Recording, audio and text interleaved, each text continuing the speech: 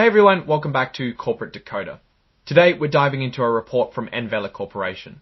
Let's just say after reading this, I'm not sure if they're headed to the moon or digging a hole to China, but we're going to find out. This report covers important events like their annual meeting where shareholders voted on key issues and a new plan for rewarding employees with stock. Are shareholders happy?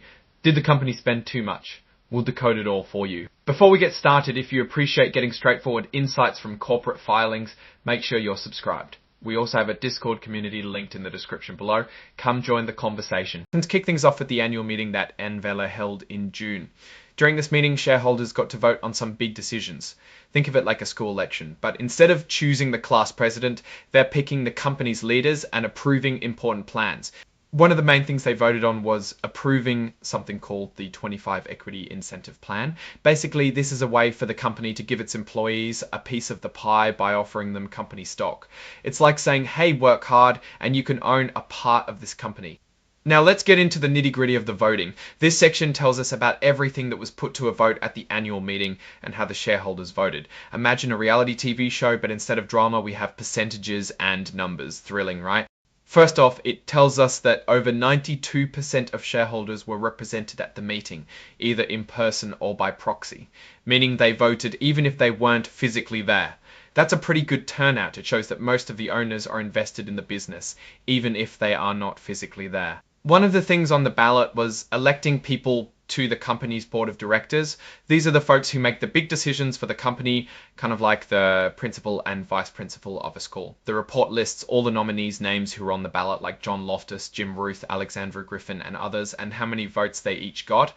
Looking at the numbers, John Loftus got over 21 million votes in favour, while only about 2,600 votes were withheld. It's a landslide victory. Similar numbers applied to all other candidates. Jim Ruth got nearly 21 million votes. Alexandra Griffin nearly 21 million votes. Alexandra Griffin nearly 21 million as well, and so on. Clearly, the shareholders like these people in charge. Another vote was to ratify or approve the company's choice of Whitley Penn as their independent registered public accounting firm. These guys make sure the company is handling its money correctly and following all the rules. It's like having a financial detective double-checking everything. The vote was overwhelmingly in favour of Whitley Penn, with over 24 million votes for and only 4 votes against. Looks like they're doing a great job. Next up was an advisory vote on the compensation. This basically means the shareholders got to give their opinion on how much the top executives are getting paid. It's like when you get to rate your professor at the end of the semester. The vote passed with over 21.5 million votes in favour, showing that most shareholders are okay with the current executive compensation package. Of course, this is just an advisory vote. Management is free to ignore it, but they rarely do. Then the shareholders voted on how often they want to have these advisory votes.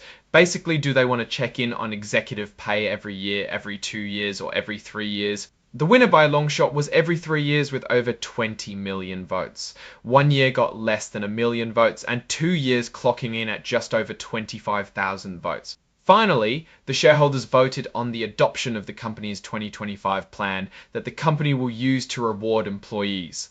The plan was approved with over 21.5 million votes, so buckle up, this company is set to use this plan to motivate its employees. The last part of the report lists something called exhibits. These are basically attachments that give you more details about the stuff mentioned in the report. For example, there's an exhibit that contains the actual text of the Envela Corporation 2025 Equity Incentive Plan, which dives a bit deeper than the superficial analysis done in the report. Now, let's zoom out and look at the big picture. Envela seems to be doing okay. They have near unanimous support from investors for the votes that happened in the annual meeting. And while we don't have financial data, this is a good sign that the company direction should be stable. However, it's always important to remember that corporate reports usually have a positive bias, and you should not base your investment decision based on it. Alright, that's our breakdown of Envela's latest filing. What's your take on these numbers and what they signal for the company's future?